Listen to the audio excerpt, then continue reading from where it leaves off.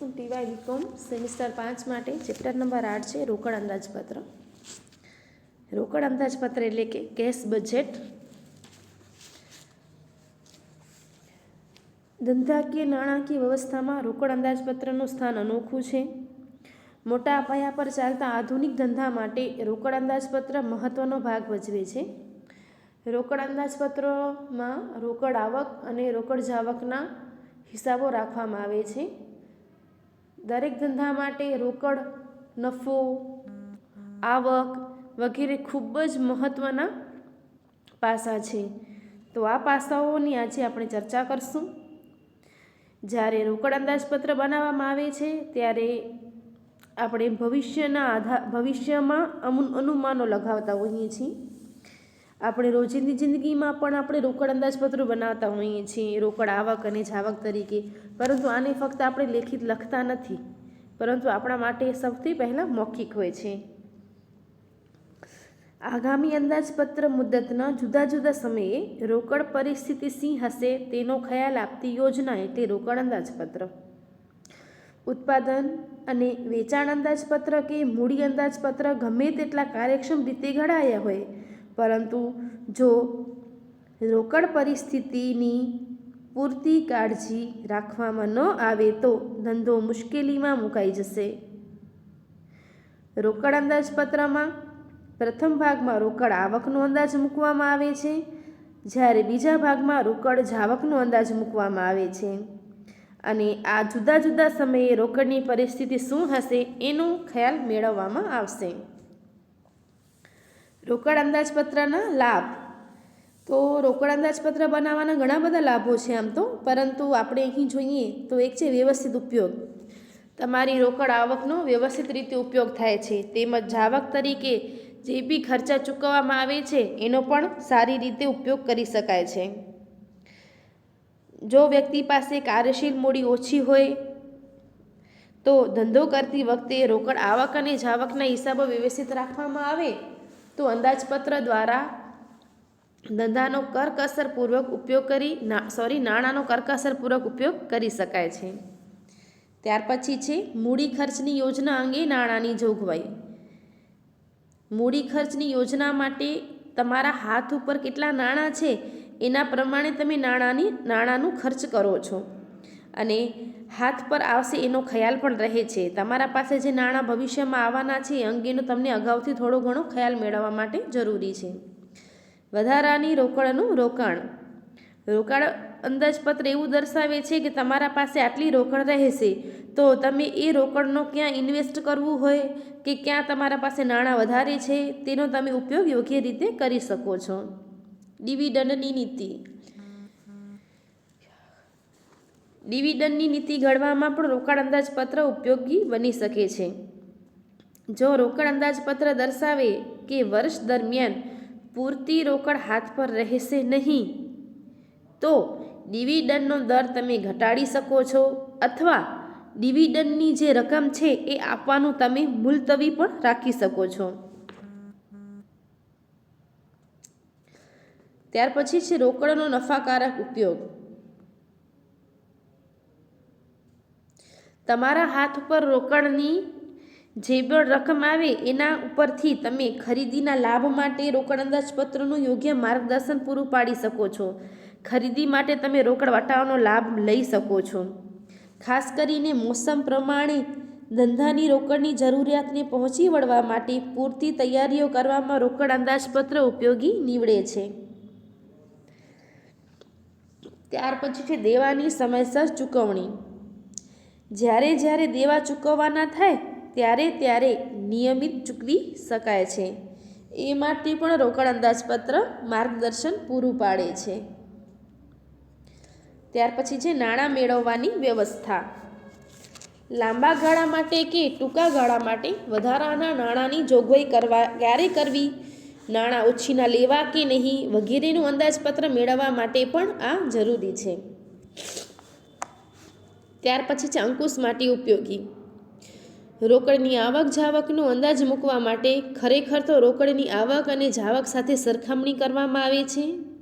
રોકડ આવક અને રોકડ જાવકની સરખામણી કરતાં જે તફાવત ઊભો થાય છે તે તફાવત દ્વારા સંચાલકો અંકુશ રાખી શકે છે. સંકલન માટે ઉપયોગી. રોકડ અંદાજપત્ર બધા જ અંદાજપત્રોના સંકલનનું કામ કરે છે.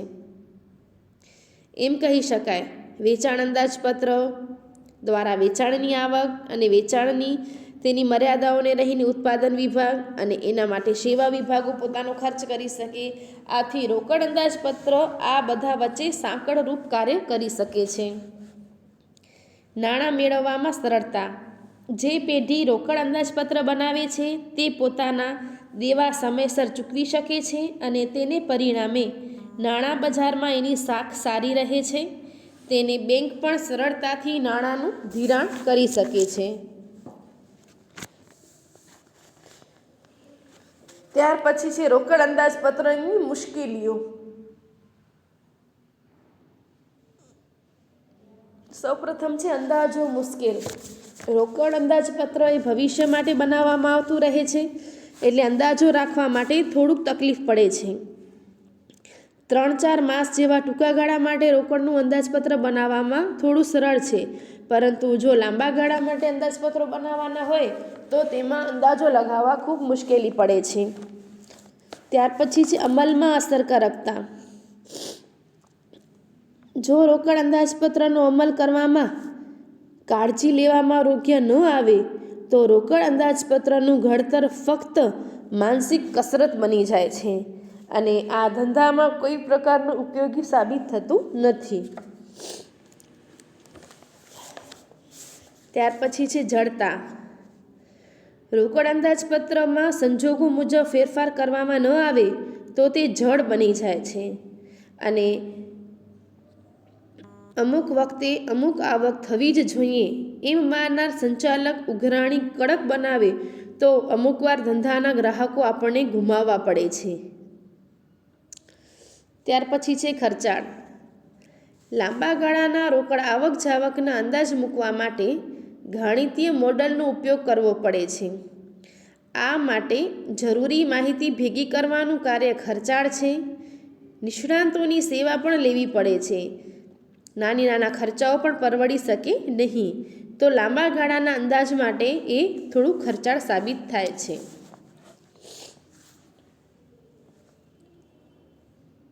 ત્યાર પછી છે રોકડ અંદાજપત્ર તૈયાર કરવાની પદ્ધતિઓ.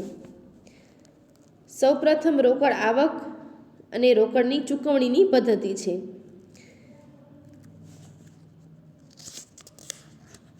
આ પદ્ધતિ મુજબ અઠવાડિયે, પખવાડિયે કે માસિક અંદાજો મૂકવામાં આવે છે.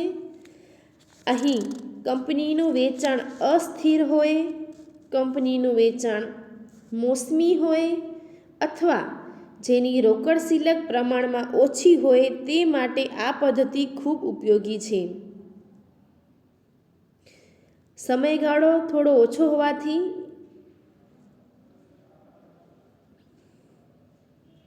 રોકડ સિલક પણ પ્રમાણમાં ઓછી હોય છે.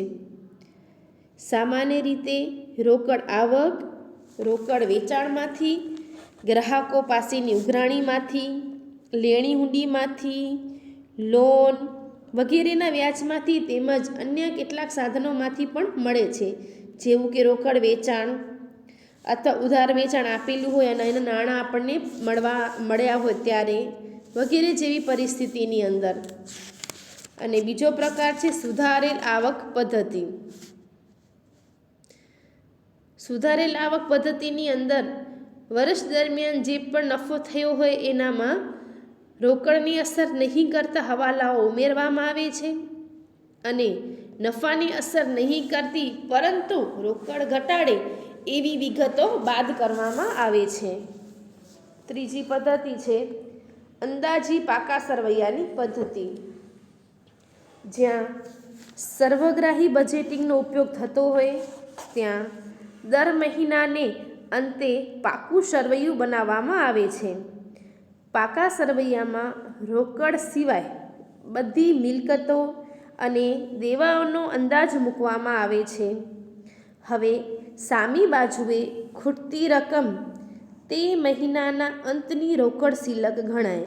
એમ પેઢી અંદાજ મૂકે છે.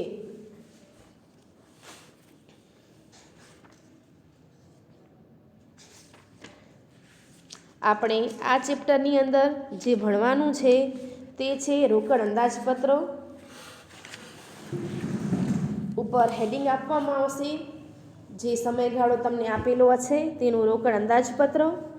જે પણ મહિનાની વિગતો આપેલી હશે, સમજી લો આપણે જાન્યુઆરી, ફેબ્રુઆરી અને માર્ચની વિગતો બનાવશું, તે 3 મંથ ઉપર લખવામાં આવશે. શરૂઆતની રોકડ શિલ્લક ગણવામાં આવશે, જેમાં આપણને જ્યાંથી પણ આવકો પ્રાપ્ત થતી હોય એ બધી જ આવકો ઉમેરવામાં આવશે, જેવી કે રોકડ વેચાણ, દેવાદારો પાસેથી મળેલ રોકડ, લેણી હુંડીના મળ્યા, વ્યાજ અને ડિવિડન્ડની આવક, કાયમી મિલકતના વેચાણની ઉપજ, લોન લીધી, ડિબેન્ચર બહાર પાડ્યા, નવા શેર બહાર પાડ્યા કે અન્ય કોઈ નાની મોટી આવકો. આમાંથી રોકડની જે ખર્ચ છે કે જે તમે રોકડ ચૂકવ્યા છે એ બાદ કરવામાં આવશે, જેમાં છે મજૂરી, પગાર, લેણદારોની ચૂકવણી, ખર્ચાઓ, જાહેરાત, કોઈ પણ મિલકતની ખરીદી, લોનની ચૂકવણી, કરવેરા, ડિવિડન્ડ ચૂકવવું અને અન્ય કોઈ પણ એવી નાની મોટી જાવકો. ત્યાર પછી આવક અને જાવક માઇનસ કરતાં આપણે અંદાજે છેવટની રોકડ શિલ્લક મળશે, જે સમજી લો જાન્યુઆરીની આખરની શિલ્લક હોય તો તે ફેબ્રુઆરી મંથ માટે શરૂઆતની શિલ્લક બનશે. આમ જેમ આપણે સ્ટોકની ગણતરીમાં આખરનો સ્ટોક શરૂઆતના સ્ટોક ખાતે બીજા વર્ષે લઈ જતા હતા, તેવી રીતે અહીં આખરની રોકડ શિલ્લક એ બીજા વર્ષની શરૂઆતની રોકડ શિલ્લક બનશે.